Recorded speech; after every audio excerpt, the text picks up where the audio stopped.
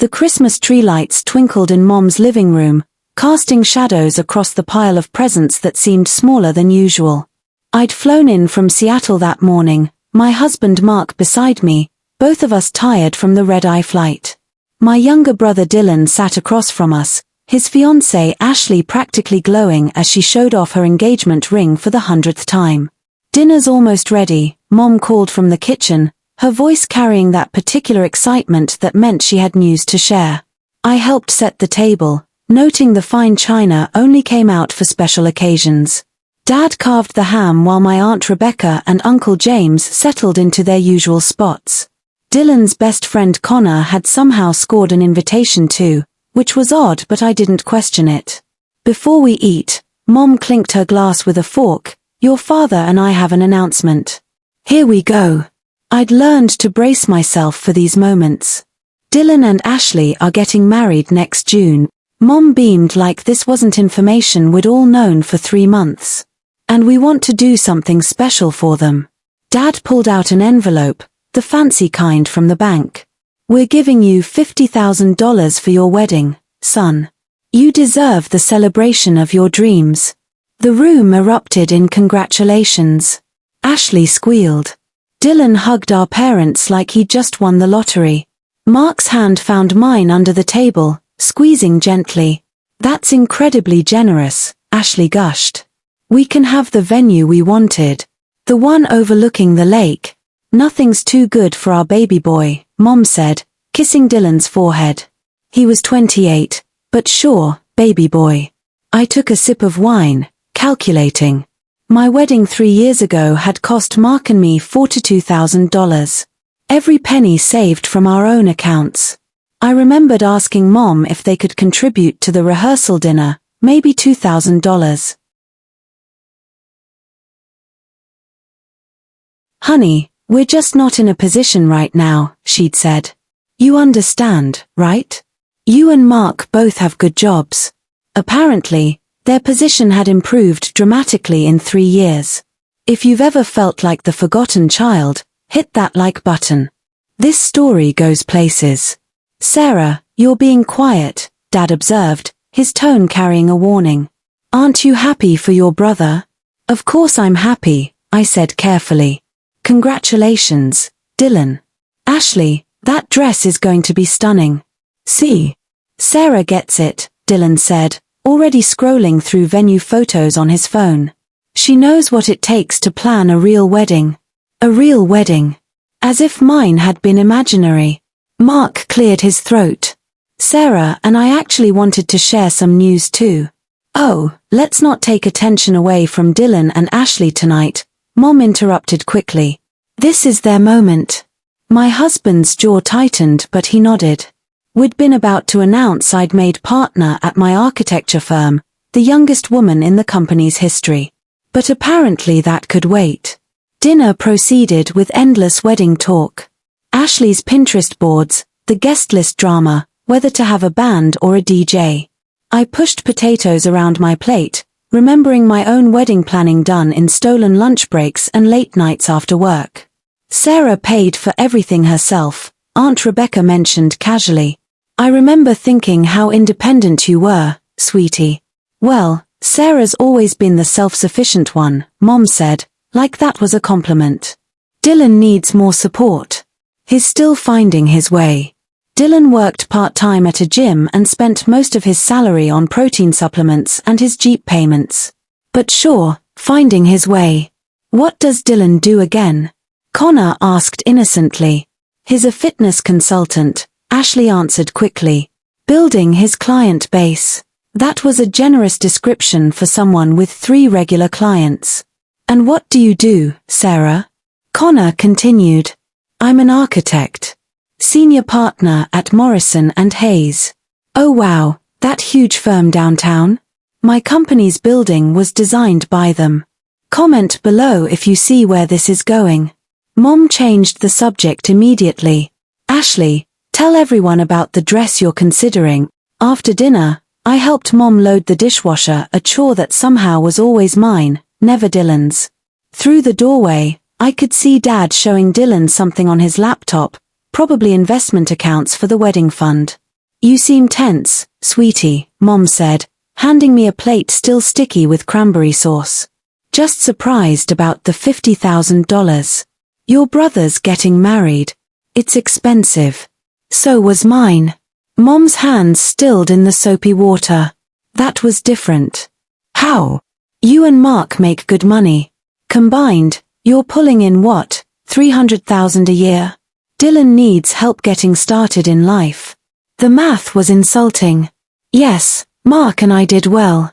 Because we'd both worked 70-hour weeks for years, paid off student loans, made sacrifices. Dylan still lived in their basement.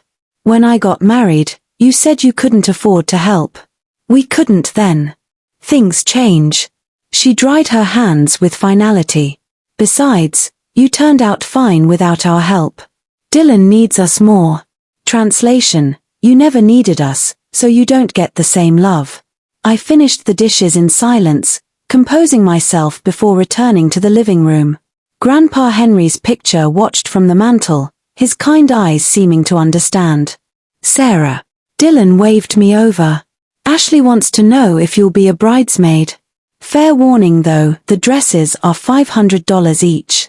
$500 to watch my brother get the wedding funding I'd been denied. I'll think about it. Come on, you have to. You're my only sister. If this resonates, drop a like and subscribe for what comes next. The evening dragged on with more wedding talk until Mark and I finally escaped to our hotel room. I collapsed onto the bed, emotionally exhausted. That was brutal, Mark said quietly. $50,000. While we ate ramen for 6 months to save for our wedding. He pulled me close. You want to tell them about the promotion? What's the point? They just find a way to make it about Dylan. I stared at the ceiling. My own mother couldn't spare $2,000 for my rehearsal dinner, but Dylan gets $50,000 for his party. It's not fair. Nothing about my family has ever been fair. The next morning, I woke to 17 text messages in the family group chat. Ashley had posted mood boards. Dylan shared a budget spreadsheet with line items that made my eyes water. $12,000 for flowers alone. Mom's message came separately. Can you take Ashley dress shopping next week? She wants your opinion. You have such good taste. So I was good enough to labor but not to invest in. Classic. I called Aunt Rebecca instead. She'd always been the truth teller in the family. I heard about Dylan's wedding fund, she said before I could speak. I'm sorry, honey. Did you know they turned me down when I asked for help? Your mother mentioned you didn't need it. I didn't realize she meant they'd refused.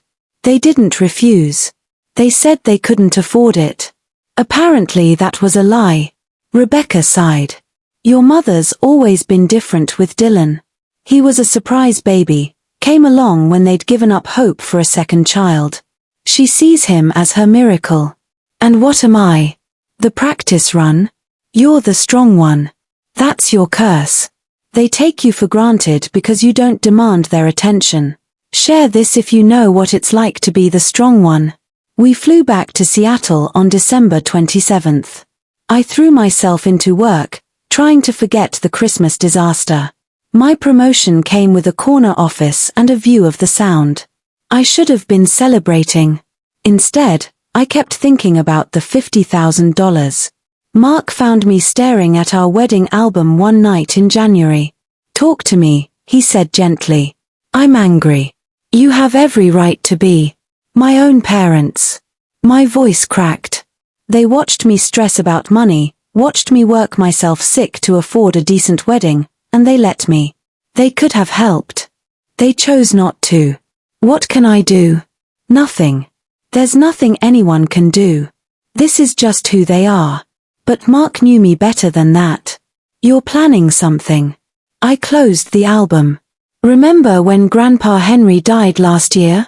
Of course. You were devastated. He left me something. I haven't told anyone about it yet. Mark's eyes widened. How much? Enough to make a point. The next family video call happened in February, a monthly tradition Mom insisted on. Dylan and Ashley showed off their venue decision, the lakefront property that cost $18,000 just to reserve. It's perfect. Mom cooed. Dylan, you're going to look so handsome against that sunset backdrop. Sarah, did you decide about being a bridesmaid? Ashley asked. I need final count for dress orders. Drop a comment if you're Team Sarah right now.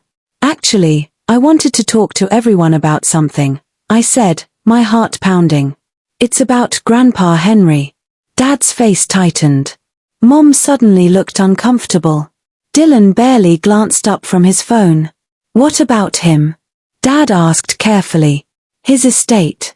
The will was finally settled. Oh, that. Mom waved dismissively. Your grandfather didn't have much. Just that little house and some savings. We figured it'd barely cover his funeral costs.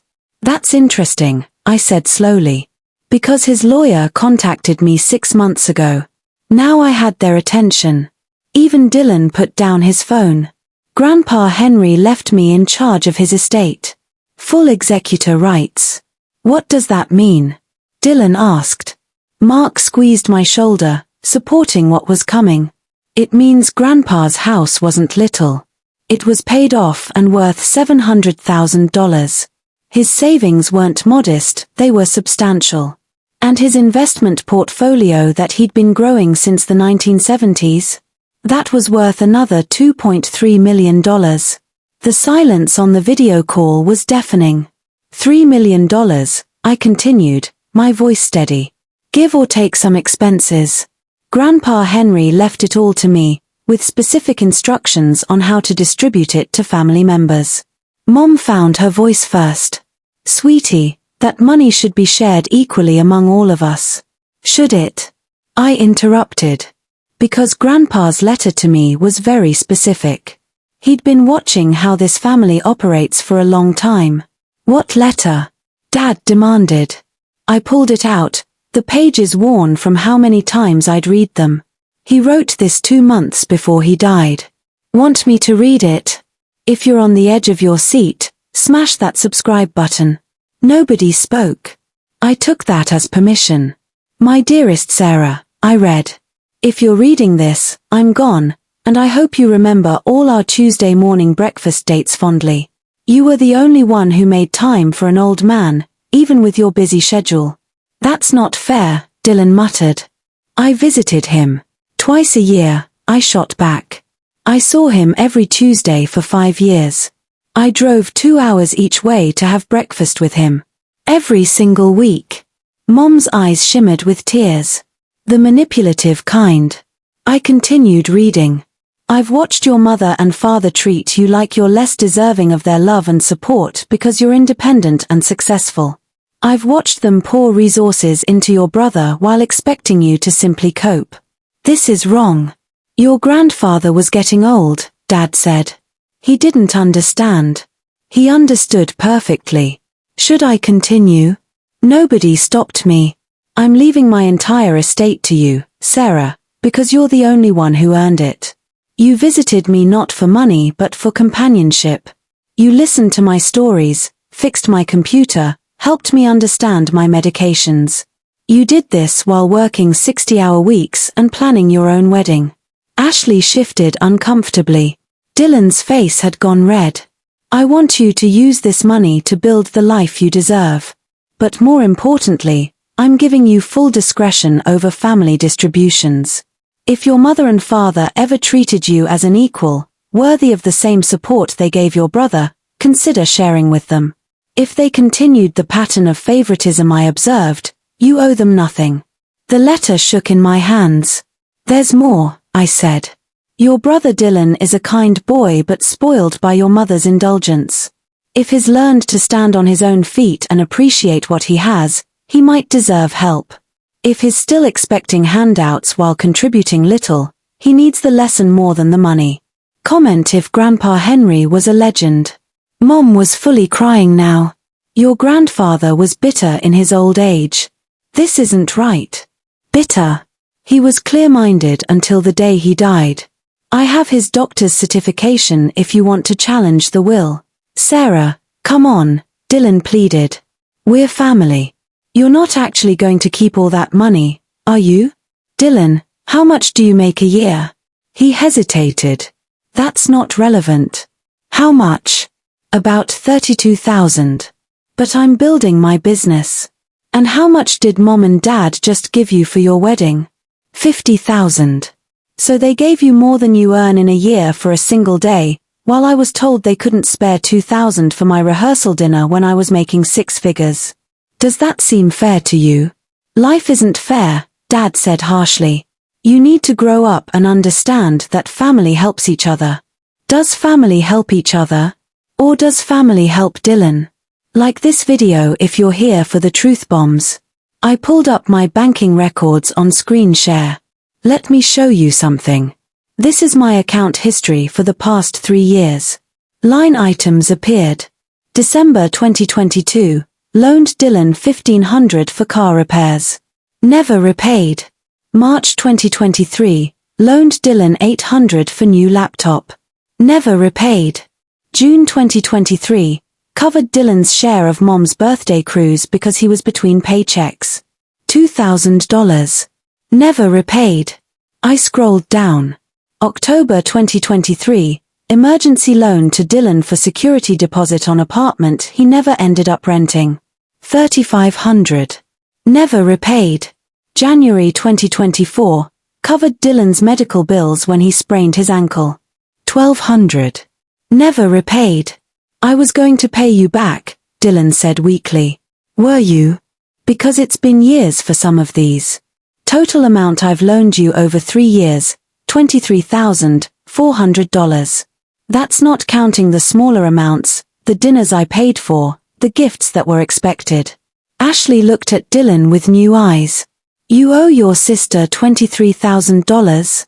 She never asked for it back, because every time I brought it up, Mom said I was being petty. That family doesn't keep score. But apparently family does keep score, they just only count what I owe them, not what they owe me. Mom tried another approach. Sweetie, we can talk about this privately. You're embarrassing your brother. Like he embarrassed me by getting $50,000 for his wedding while I got nothing? Was that private? No, you announced it at Christmas dinner with extended family present. This is different, Dad argued. You're being vindictive. I'm being honest. There's a difference. I took a breath. Grandpa's letter has a section specifically about his estate distribution. Want to hear his conditions? Silence meant yes. Sarah is to receive the full estate except for these provisions. If your brother Dylan has matured into a responsible adult who supports himself and treats you with respect, you may choose to give him up to $100,000. If your parents have acknowledged their favoritism and made genuine amends, you may share up to $200,000 with them. If none of these conditions are met, you are to keep everything and build the life they never supported you in building.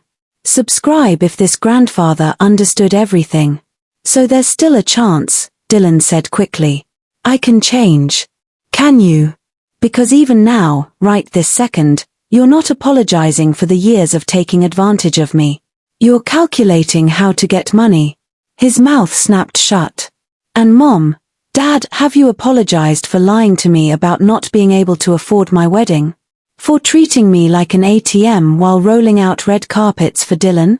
Mom dabbed her eyes. We didn't realize you felt this way. I told you. 3 years ago, I cried on the phone to you about how stressed I was about wedding costs. You said you couldn't help. 2 months later, I saw Dad's Facebook post about his new boat. The one that cost $30,000. Dad's face flushed.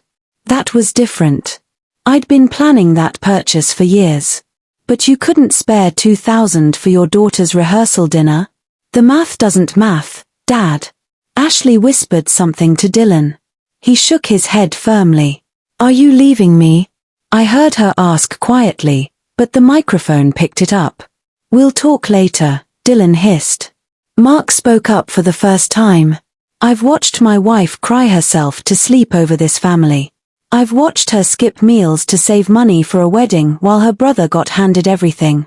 I've listened to her blame herself, wondering what she did wrong to deserve less love. So before anyone here plays victim, remember, Sarah's the one who actually got hurt. If your partner has your back like this, appreciate them. Comment below. We love all our children equally, Mom insisted, her voice rising. This is absurd. Sarah's always been dramatic. Stop, I said firmly. Just stop. I'm not dramatic. I'm done.